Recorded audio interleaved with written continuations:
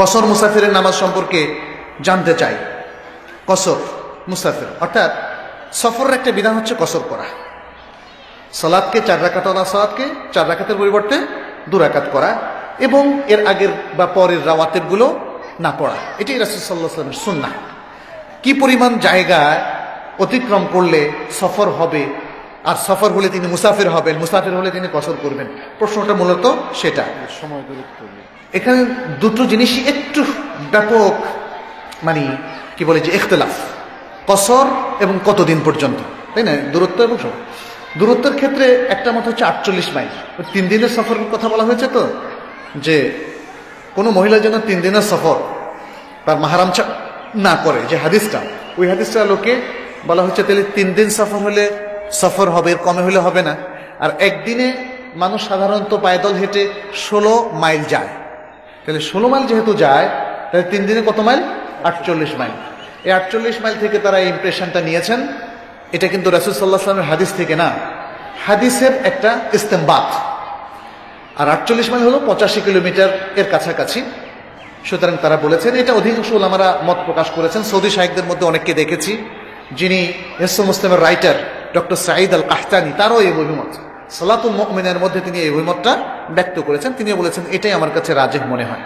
দ্বিতীয় অভিমতটা হচ্ছে 9 মাইল গেলে, এটা মুসলিমের একটা হাদিস আছে, 9 মাইল রাসূল সাল্লাল্লাহু আলাইহি ওয়াসাল্লাম 9 মাইল গিয়ে কসর করেছেন বলে সাব্যস্ত আছে।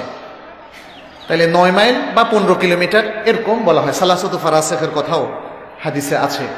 এই আর তৃতীয় হচ্ছে যে আসলে এটা রাসূল সাল্লাল্লাহু আলাইহি ওয়াসাল্লাম আমল, এই যে 9 মাইলের হাদিসটা রাসূল সাল্লাল্লাহু আলাইহি ওয়াসাল্লামের আমল, আর 48 মাইলের হাদিস তো কোনো নস না, এটা হলো ইস্তেমবাত।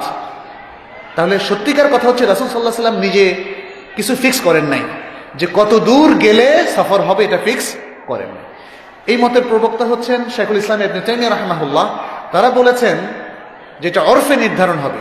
কোনো এলাকার লোকেরা, আপনাদের এই বেলাটি এলাকার লোকেরা যদি বলে যে এতটুকু গেলে, যেমন ধরেন আপনারা কালীগঞ্জে গেলেন, তখন এটাকে তারা সফর মনে করে, যে আমি কালীগঞ্জে অনেক দূরে গেছি, তখন এটা হবে সফর। তাহলে এটা 35 কিলোমিটার হতে পারে, 55 কিলোমিটার হতে পারে, 75 কিলোমিটারও হতে পারে, 85 কিলোমিটার হতে পারে, এটা ফিক্স না। এলাকার লোকেরা যদি এটাকে সফর বলে মনে করে তখন এটা সফর, তার থেকে কম হলে এটাকে সফর না। যেমন সফর কখন না, আমরা যারা ঢাকা শহরে বসবাস করি, নিকুঞ্জ থেকে বনানী আসলে সফর না, এমনকি উত্তরা থেকে গুলিস্তান আসলেও এটাকে কেউ সফর মনে করে না, যদিও সময় লাগে অনেকক্ষণ, কিন্তু এটাকে কেউ সফর মনে করে না। এই তৃতীয় মত অনুযায়ী এটাকে সফর হবে না।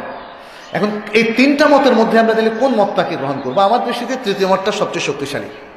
48 মাইলের মতটা এটা একটু সেফ, কিন্তু কখনো কখনো দেখা যায় যে 48 মাইলে কম সফর করলে সফর বলে সবাই, তাহলে 48 মাইলটাকে একদম মাইলস্টোন করা যাবে না। এটা হয়তো সেফ একটা এরিয়া, যে অনেক 85 কিলোমিটার পরে সেফ, কিন্তু এর থেকে কম হলেও সফর হতে পারে। এটাই হচ্ছে বিশুদ্ধ মত, এবং আমাদের লেটেস্ট গবেষণার আলোকে, সমস্ত আমাদের মতামতের আলোকে এটাই হচ্ছে। আর 9 মাইলের যেটা অভিমত, এখানে অনেক কমপ্লিকেশন আছে। যদিও এটা নস, কিন্তু এটা রাসূল সাল্লাল্লাহু আলাইহি ওয়াসাল্লাম আমল।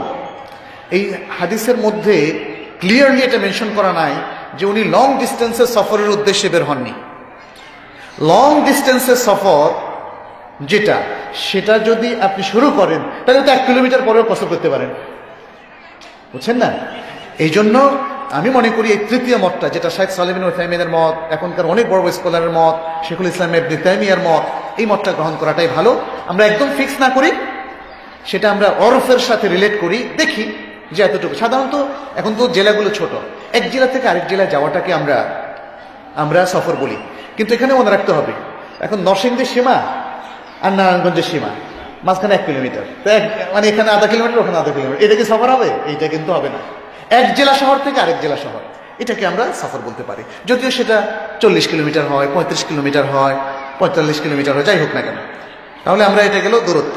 আর সময়, এখানে 3টা অভিমত আছে। 4 দিন বা তার বেশি হলে মুকিম হয়ে যাবে, 15 দিন বা তার বেশি হলে মুকিম হয়ে যাবে, 19 দিন তার বেশি হলে মুকিম হয়ে যাবে।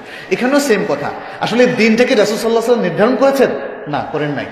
এখানে এই দিনগুলো সবই ইস্তেমবাত, বিভিন্ন হাদিসের আলোকে এগুলো ইস্তেমবাত। যেমন বিদায় হজের মধ্যে এসে রাসূল সাল্লাল্লাহু আলাইহি ওয়াসাল্লাম দেখা যাচ্ছে যে মক্কায় 4 দিনের কম সময় ছিলেন, তারপরে তিনি মুভ করেছেন মিনায় মুজদালিফায়, ফলে সবখানে তিনি কসর করেছেন। এখান থেকে উলামায়ে কেরাম ইমপ্রেশন নিয়েছেন যে 4 দিনের কম হলে তিনি কোনো মতেই মুকিম হবেন না, তিনি মুসাফিরি থাকবেন, 4 দিন বা তার বেশি হলে মুকিম হয়ে যাবেন। আর এটা ডক্টর মোহাম্মদ মুখতারের অভিমত, সৌদি আরবের একজন প্রখ্যাত আলেম। আর এক্ষেত্রে একটা সুন্দর সমাধান দেয়া যায়, যেহেতু রাসূল সাল্লাল্লাহু আলাইহি ওয়াসাল্লাম স্পষ্টভাবে উল্লেখ করেননি কতদিন, তাহলে এতটুকু আমরা বলতে পারি যে 4 দিনের কম থাকলে এটা ইকামতে নিয়ত করা যাবে না। কিন্তু 4 দিন বা তার বেশি হলে আপনার দুটো অবস্থা, এক, আপনি মুকিম হিসাবে নিয়ত করলেন যে আমি এখানে থাকবো, বিশেষ করে যখন আপনি মুভমেন্ট বাদ দিয়ে এক জায়গায় স্টেবল থাকবেন, তখন আপনি ইচ্ছে করলে মুকিমের নিয়তও করতে পারেন। আর যদি আপনি বলেন যে না, আমি সফর নিয়তটা কন্টিনিউ করব, তাহলে যতদিন সফরে থাকেন ততদিন সফর নিয়তটা কন্টিনিউ করলে আপনি কসর করতে পারবেন। এটাই হচ্ছে সবচেয়ে সুন্দর সমাধান।